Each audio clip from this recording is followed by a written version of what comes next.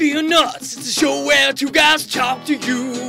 Even though you can't talk back, Mr. FearnutZ will feel so much to talking guys. Last 30 minutes to an hour, those two guys that I mentioned have a show named FearnutZ. And you should watch it right now.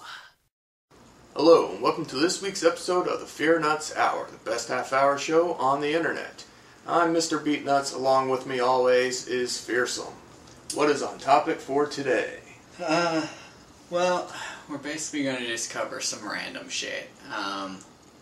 And first off, let me just say, we almost did a sports-themed show this weekend. Now I realize I'm not really that interested in basketball or hockey.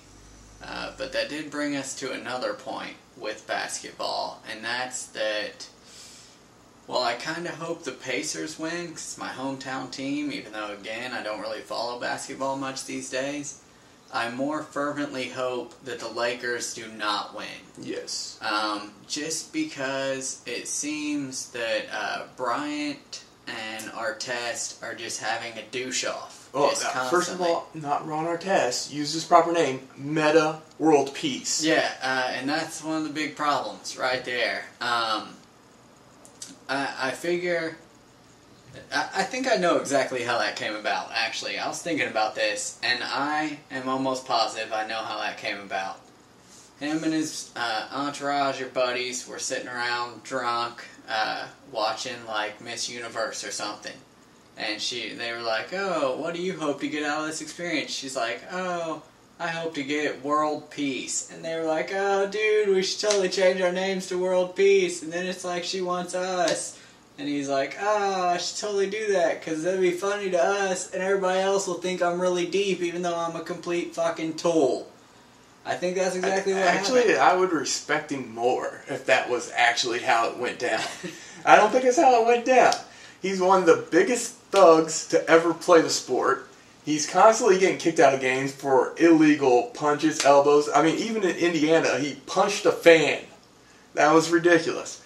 And now he's changed his name to Meta World Peace. I mean, at least Ocho Cinco, when he changed his name, was so he could have that on the back of his jersey. Yeah, well, and Ocho Cinco, like, honestly, I want to dislike Ocho Cinco because he changed his name to Ocho Cinco, but I read about all the stuff he does, and he actually seems like a cool dude. He appreciates his fans, he tries to spread the wealth, you know, and help other people benefit from his luck in life and how he's been so fortunate. I'll give you that. I'll give you that. Yeah, I mean, even if you don't like the guy personally, you have to admit, or you don't like the type of player he is, you have to admit, you know, he's not a complete douche. He tries to do some cool shit for just people, just regular people. I mean, I can't tell you how many times I've seen where, like, Ocho Cinco takes, like, 80 fans out to dinner and shit like that. I mean, that's cool. Yeah. Where you see, like, Ron Artest fucking randomly punched another dude for no reason other than the fact he's a dick. And he changed his name to World Peace. Hey, that... I mean, it's ridiculous. And you gotta give that dick some credit. He's got some balls. Look, basketball and baseball are the two sports that I only watch to see teams lose. Because I don't have any dogs in baseball. I still cheer for the Braves and the Reds. You know, home team, and grew up a Braves fan. Yeah. Still cheer for the Pacers. But I just really want to see the Lakers lose. I want to see the Heat lose. And I want to see the Yankees lose. If any of those things happen, it's been a good year in those sports. Yeah, and I feel like we're not giving Bryant his due as a douche, because we're focusing on our test. But it's important to remember that Bryant is also, well, he's a hell of a douche. He is. He's one of those guys that, he scores because that's all he does. Like, I watched, like, a half of a game this weekend, and I couldn't even, like, I wasn't even keeping track of who was who, but I could tell who Bryant was every time. Because he was the guy that had like 4 fucking players open and still went for the shot every fucking time. And you know what? The highlight of SNL in recent memory Charles Barkley talking about Kobe Bryant. Said, Yeah. I'm going to shoot it. Then I'm going to take the ball and shoot it again. I don't even care if my own team's got it. I'll steal it from them and I'll shoot it again. Dead on. Dead on. Hooray for Barkley. Great episode, by the way. Hulu that shit or something if you haven't seen it. I mean, Saturday Night Live has been pretty horrible in recent years, but the Barkley and the Eli Manning, watch both those episodes, are hilarious. Yeah, they've had some good Wiki guests face. this year that made it funny. Yeah, I mean, both of them had some pretty funny skits. I still have to say Barkley's probably my Barkley's favorite better, episode yeah. of the year. It was strongest from beginning to end. Yeah. Alright, ready to skip to the next random topic? Yes. Okay, next, we're going to touch on Until Abortion Ends videos. You know, I don't get it. I do not get it. I don't know if it was, like, inspired by the Lent tradition or what, or, like, peaceful protests. I don't know if these people think of themselves as, like, Dalai Lamas or fucking Thich Quang Ducks or something, but... It's a bunch of people who think way higher of themselves than they deserve to think of themselves. I mean, some people are like, oh, I'm going to give up Coca-Cola until abortion ends. Yeah. That is a strong, strong statement. Yeah, I don't care if some girl has decided not to watch Netflix until abortion ends. Don't care. I don't care if somebody says, I'm not going to eat another Hershey bar until abortion ends. I personally am not going to try to stop anything just because someone is choosing not to eat ice cream. Yeah. You know, I don't know what inspiration they're hoping to give people. I think it's just some pretentious douchebags. Yeah, it's just people who have nothing better to do, giving them something to rally around. And it could have been anything. It could have been So you absolutely think this is the anything. occupiers? They got off the street and made web videos? I say it's probably pretty close to the same crowd. I'm going to say that. I would say, yeah, I would be in agreement with you on that one. I think it's, you know... It got is tired of the being conservative outside. occupiers that are doing this. Yeah. So anyway, yeah, there was that, and that's annoying. And, what else? Oh yeah, breastfeeding was the next one.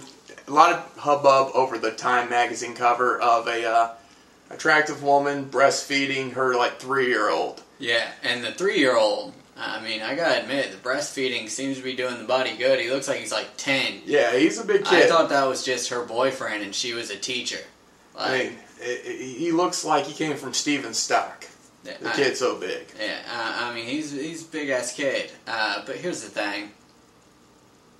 That's fucking weird. It is weird. It is weird, but I won't knock it because there hasn't been, like, thorough scientific on whether it's good or not. Well, I will knock it just because... It seems like it's going to do psychological damage. Yeah, I don't see it benefiting the child.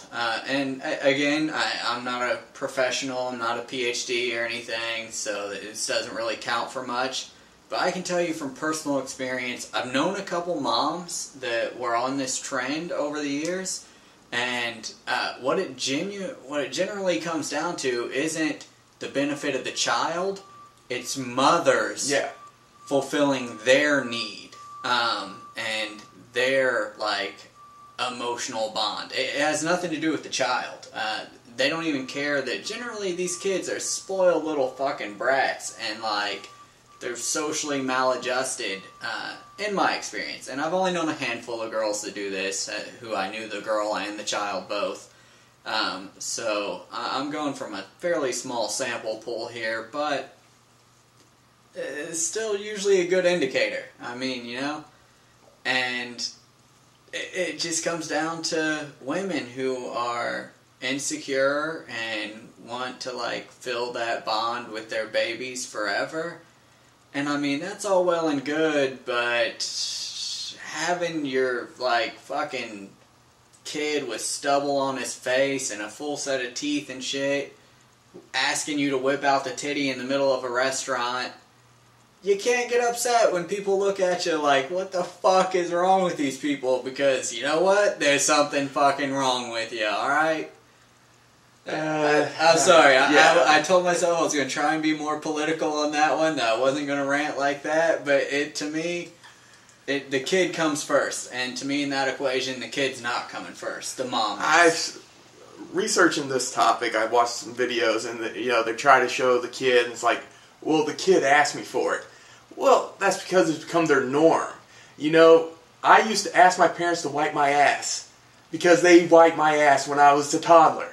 So until they were like, dude, wipe your own ass, I was just assumed that's what was going to happen. They were supposed to wipe my ass. And I mean, you're not supposed to tell a child no when they ask for outrageous demands. I mean, that's part of parenting, I want to know, do these parents walk through a store and if their child goes, I want that bike up there.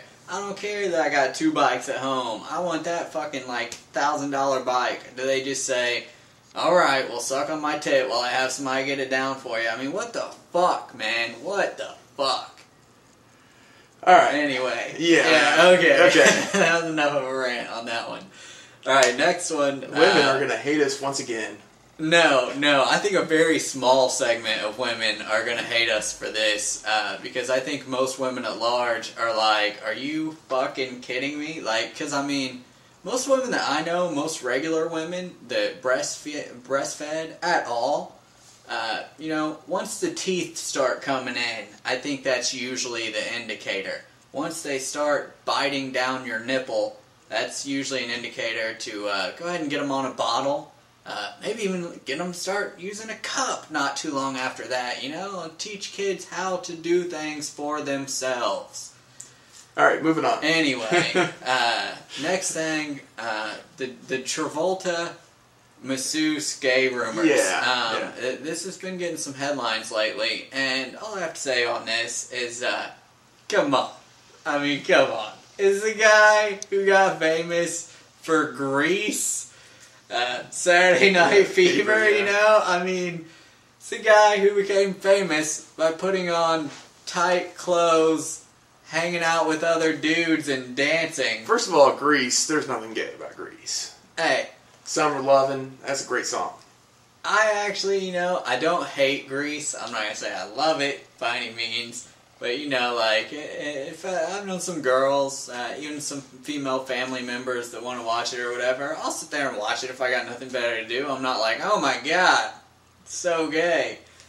I mean, to me, I don't know. It's obviously, come on. How many straight men that would do fucking Grease in a serious manner? I mean, basically, if people haven't figured this out, I think Travolta is in fact gay, or at least bisexual. I would give him bi. I would give him bi. Yeah. But I mean, the stories that have been circulating have, I don't know, they feel kind of staged. Oh yeah. Well, I think it's like the Michael Jackson thing, where I think Michael Jackson did some inappropriate things with children. I think he did. I don't know that he went full-on molestation or anything, but I'd say there were some inappropriate things. Just because he's one of those kids that came from a fucked-up childhood. And I think that, a lot of people jumped on the bandwagon there. Yeah. And I think that's probably what happened here. Travolta probably made some little inappropriate move or said something inappropriate or whatever, and people just started jumping on the bandwagon. That's possible. I mean, I'd love. What was it we were watching? Colbert or something where they were talking about the $12,000. No, that was Saturday Night Live. Saturday Night Live, yeah. I like that point. That doesn't sound like a number you throw out. That sounds like some haggling was done. That was a good point. And I agree on that. And it's probably gonna come out that some of these guys actually hit on him or something, or one of them blew him. One of the masseuses blew him. He's John Travolta. You're a gay masseuse. You're gonna blow him. Come on. I mean, come on. Yeah.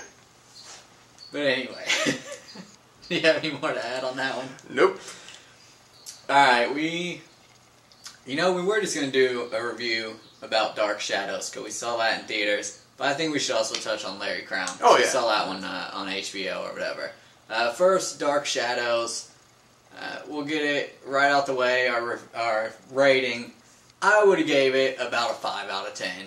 It's far from their best work, and by they, of course, I mean Burton and Depp.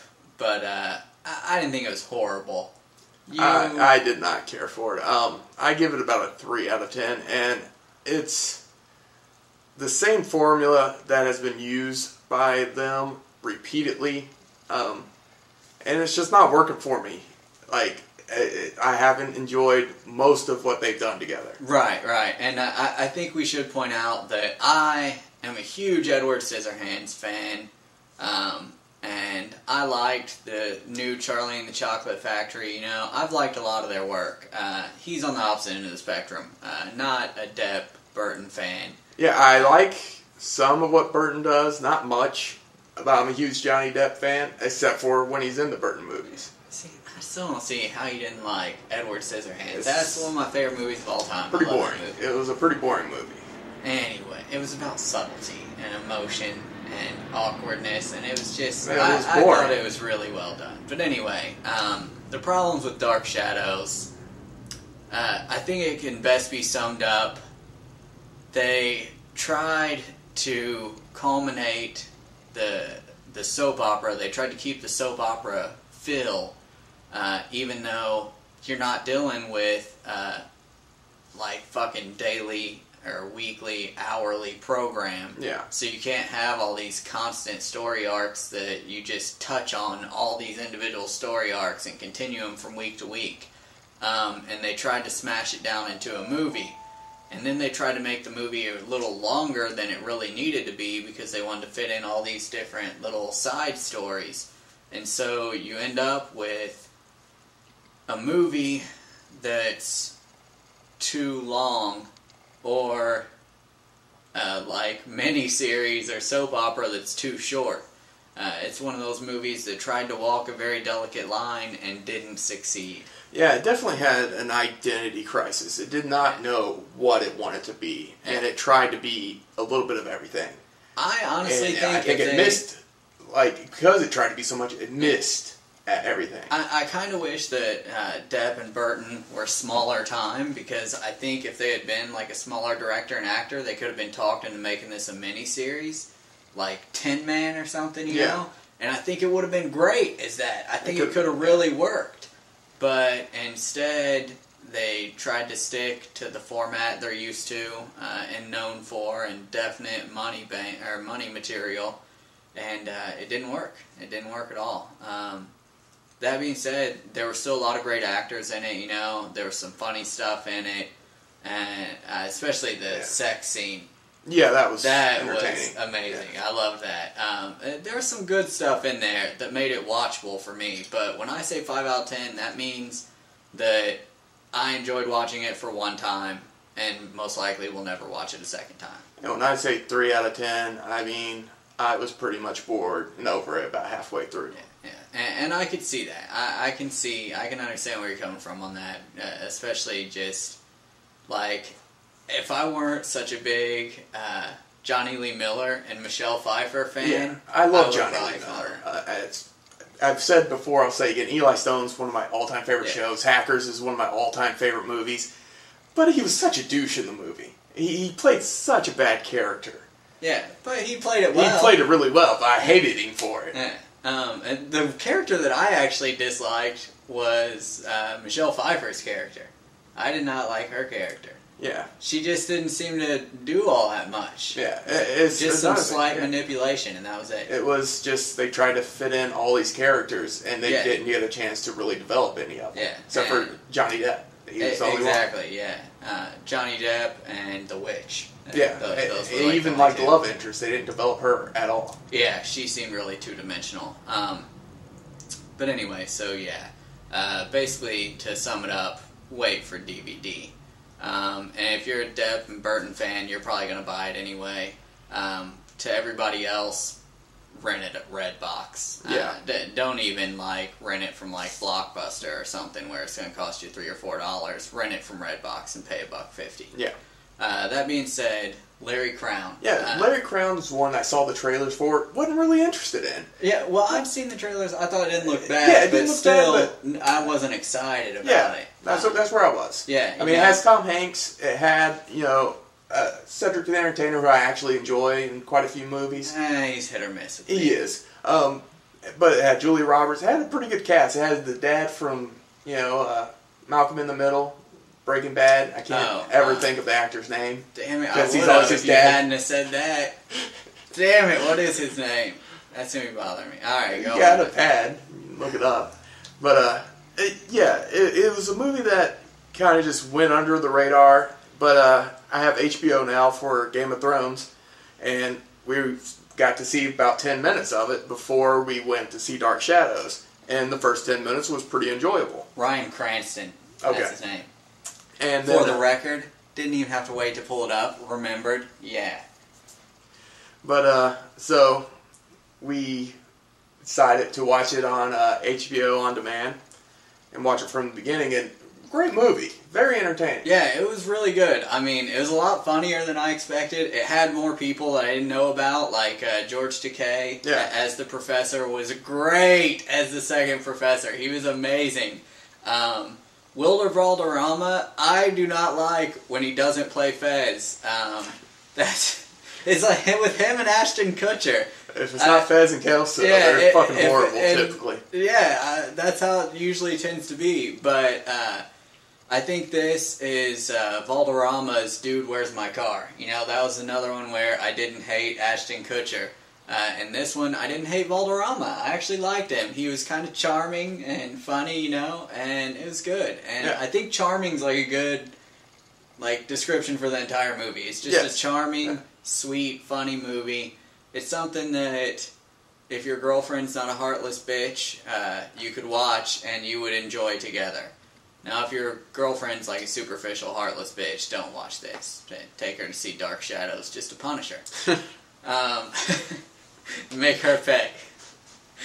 Alright, but anyway, so yeah, check out Larry Crown. If you have HBO, you can get it on demand, right away. If not, see if a Redbox or someplace local to you has it. Hell, if someplace has it on sale, I recommend buy it. Yeah. If you think that there's the slightest chance you'll like this movie, then I guarantee you'll love it. So go ahead and buy it, really. That is very good. Yeah. Alright, next, and this one, I have a feeling may turn into a little bit of a rant. The new Tenacious D album. Oh, yeah. This is a good one. As everyone knows, I am a huge disciple, along with Alan. We have been D fans since, the HBO show. Bought the first album. I actually got to see him in concert I actually went to a Kid Rock concert because Tenacious D was opening for him. That shows my love and dedication to the D. But, great new album just came out. I really enjoyed it. It's not as good as the other two. I thought, it goes their first album, Pick of Destiny, and then... This is where I thought we were going to get in a rant on, too, because I was actually going to say the exact same thing. Yeah. And I was afraid you were going to be overly defensive. No, I think it's still the third greatest album of all time, but it is the third best they put out. Yeah, I agree completely. I would put them in the exact same order too, first, second, third. And here's the thing, I know they made a lot of jokes about Jack going to Hollywood and stuff, but I honestly think that is an issue. I think that is what's happened. If you go back and listen to their first album, if you're a D fan, you love it, and it's fucking magic, just raping your ear. And then, if you're not a D fan, it can be fucking crazy offensive, and you're like, what the fuck? Where did this come from, You're probably going to have a strong reaction one way or the other. They've consecutively gotten more, political, middle of the road. And when I say political, I mean, trying not to offend anybody, not actually... politics. Yeah, talking about politics, because they actually covered politics in their first album, and it was amazing. They covered the Two Kings, and it was a great song. When you talk about the greatest Tenacious D songs, You mentioned the entire First list album, of yeah. the first album. Those are the greatest Tenacious D songs, and Well, that's the some D. from the movie as well, which was the Pick of Destiny, the Right, second album. Because right. Master Exploder is my personal favorite Tenacious D song. That song's amazing. Yeah, but I'm just saying, like, if you were to list the top 10 D songs, Yeah. 8 to 10 would probably be from the first agree. album. And we still love them. Both of us still love them. He pre-ordered the CD. I'll undoubtedly get the MP3 album and add it to my collection, you know. And because we're still fans, and it's still good. Yeah. It's just... I like it, but it ends up making me want to listen to the other albums more. Like, I think that I will still listen to the first two albums, especially the first one, more than I will the last one, even though it's the newest, and I've heard the others so many times. I still, to this day, like, you cannot wear out Double Team for me. I mean, you could put that on loop all day, and I would still be endlessly amused and just love it. Well, I'm definitely going to bone up on this newest album because June, D's coming to Charlotte. Already got my tickets. Gonna go there, party with them. I'm going to see if I can't get them on the show. I think they'll probably do it. You know what I forgot on the list? We forgot one that we were going to cover, one of the random things. Oh, basically, you know, sum that up, though. Yeah. If you're a D fan, you're going to buy the album. If you're not, Yeah. you're not going to buy the album. It's simple as that. Also, they're on tour for the new album. Check your local listings for concerts. Go to tenaciousd.com, see where they're going.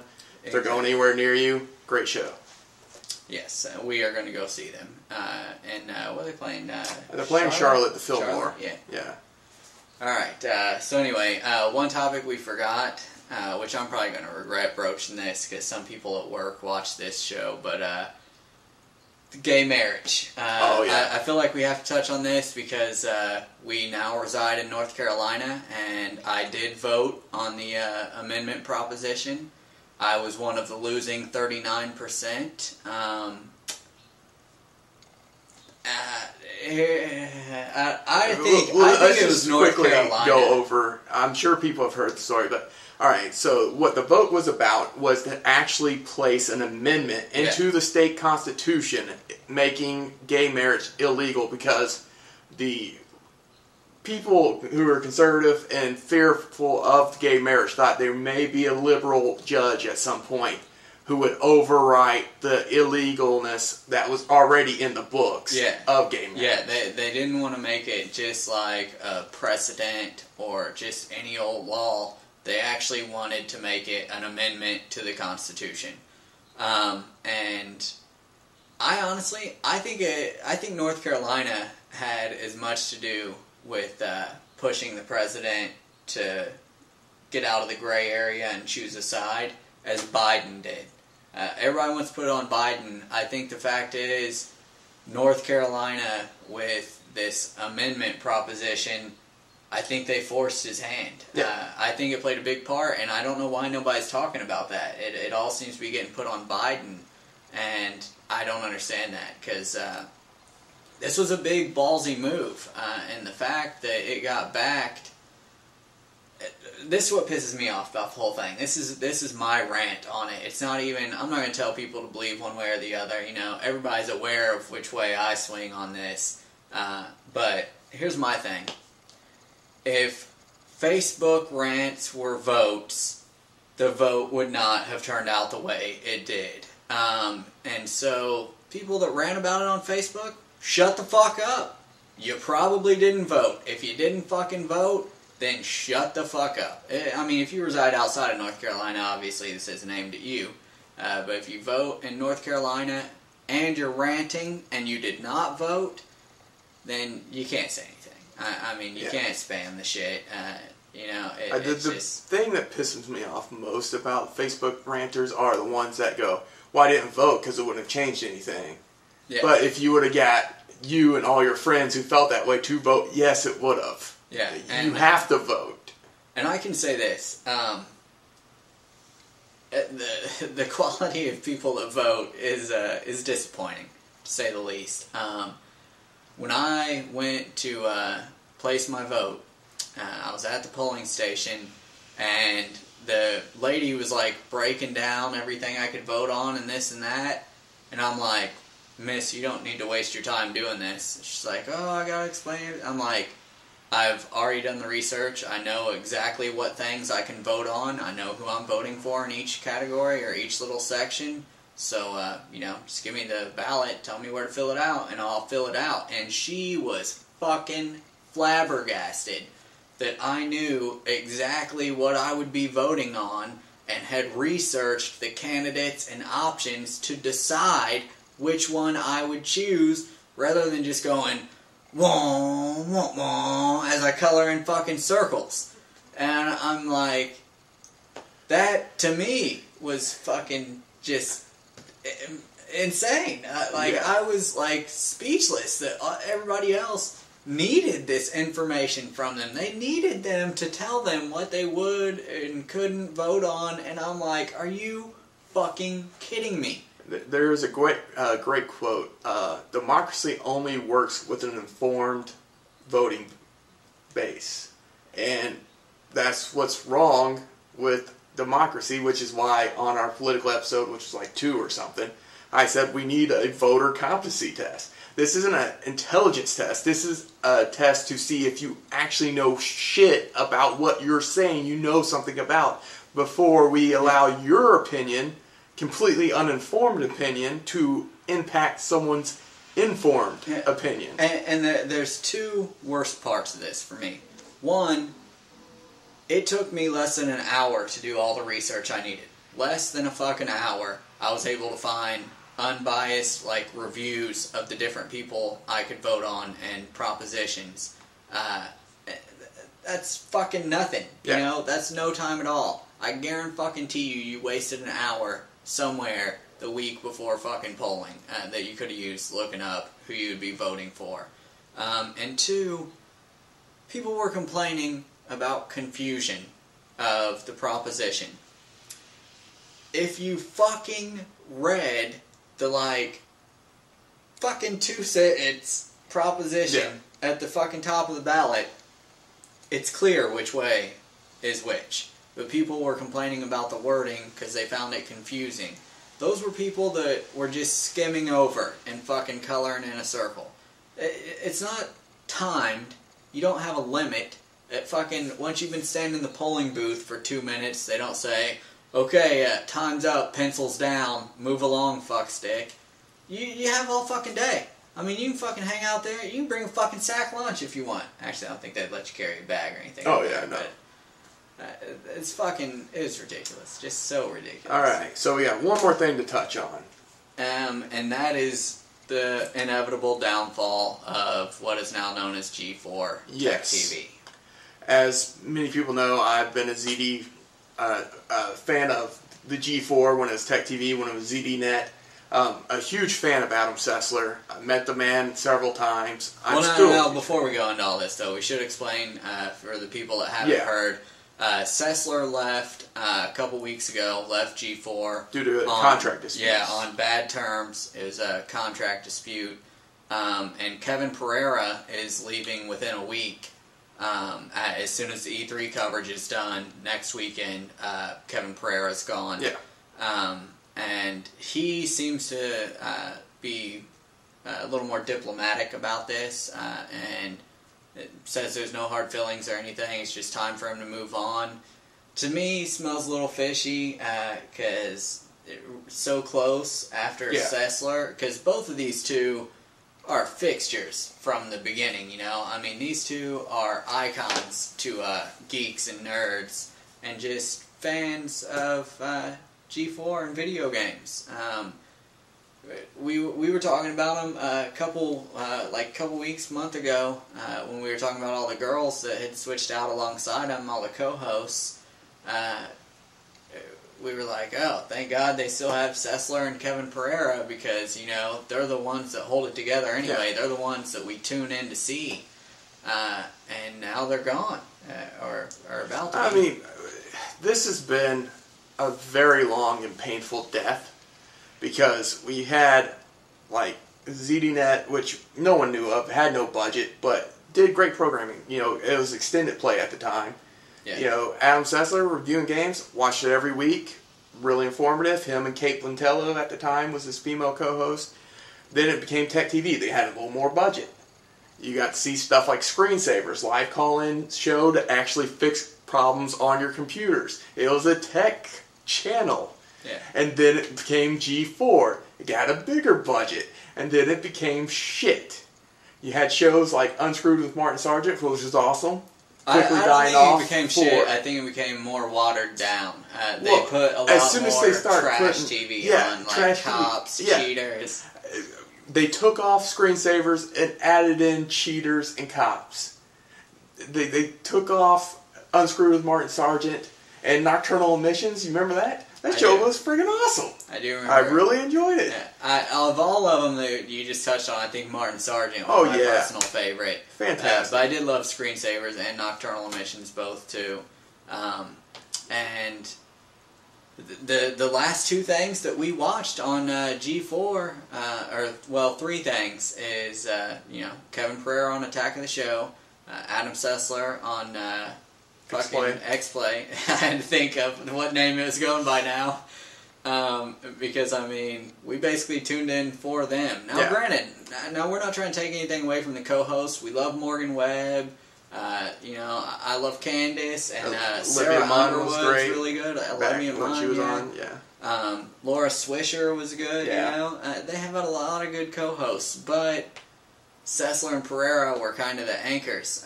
And then the last thing that is the latest to leave is Ninja Warrior. Yeah. Ninja Warrior was doing really good, so NBC bought the rights for American Ninja Warrior. I believe the whole season is going to be on NBC this year. So, G4, you no longer have anything for us. You're going to replace Sessler with Blair, which is a fucking travesty because that dude's a douche. Yeah, Blair is the Shia LaBeouf of the geek world. Yeah. He is a supporting character. He should not be... And he's good as a sporting character. He's okay. He's a lovable little doofus. A lovable tall doofus, whatever. But he's no Sessler. He doesn't have the mind or the passion. Just the passion that Sessler has. You can tell he's a man who not only loves games, but loves the people who make them and the industry, and does everything he can to support that. I think that sums up the biggest things, too, is Sessler and Pereira, you could tell they loved what they did. They loved the stuff they talked about. Where, especially with some of the girls, I know it sounds sexist as hell, maybe it is, but some of the girls, you just don't see the passion. You don't think they really care about it.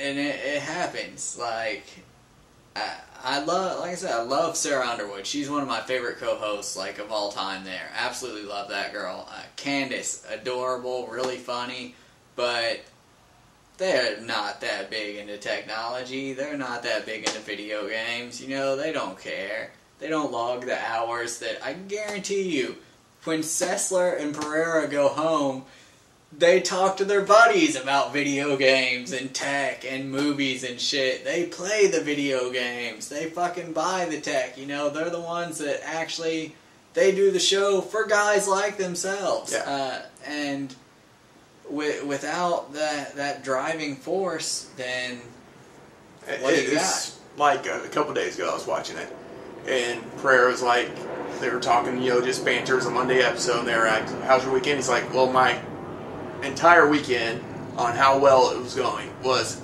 if the servers for Diablo 3 were up. And you could tell, Candace really didn't know. I mean, she probably heard of Diablo 3, but she didn't give a fuck if the servers were up. Yeah. I mean, it's the final nail in the coffin.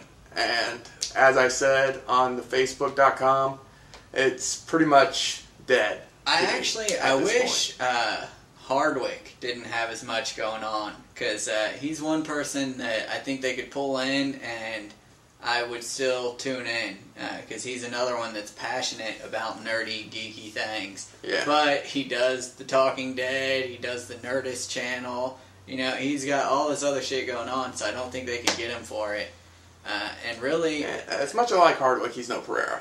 Oh no. He's no Pereira or Sessler. Yeah. But I think it's just because he doesn't seem like as nice a guy. Yeah, he seems like think he would be kind of a dick. Yeah. But I got no problem with that. I mean, I'm a dick, so I can't judge. That's true. But yeah. All right. I'm trying to think of people they could pull in that could save it, and then there's not a lot of people you can throw on that list. The chemistry that those guys just have with the subject matter, it's going to be really pretty much impossible to fill those slots unless they came with the FearnutZ Hour to take over attack the show. Here's the two routes I'm afraid they're going to take. One, they're either going to get a presenter, which is who they have as co-hosts usually, or two, they're going to try and get an industry insider. And both of those are categories that on paper seem good, but the third category that they should be fishing from, which is where Sessler and Pereira came from, is the fans, the people that love the shit. And I don't think they're going to fish from that pond. I think they're going to try and switch over some hosts that they have in like co-hosting or guest hosting duties, and they're going to try and salvage it with that. And don't get me wrong, Candace and Sarah standing there talking about shit, they're going to look pretty, but you're not going to have faith in what they're saying. If they review, and they're still going to have the dude, the one, Gadgetron. Yeah, the Gadgetron guy, they're still going to have him come on, I'm sure, because they're not going to have the girls review tech specs because it's just not believable. And like I said, I love the girls. They're sweet and everything. They just can't carry it. Yep. So, I guess we should be wrapping it up now. Probably ran a little long again, but that's okay. G4 is a passionate subject. Yeah, and I mean, it is. It is something that I am actually sad about. Yeah, it's something that I grew up with. On the bright side, geeks across the country are going to save on their cable bill because most of us had to pay an extra little bit to get the package that had G4. And now we can save that money. All right. Well, we're going to wrap it up there. This has been the FearnutZ Hour, signing off.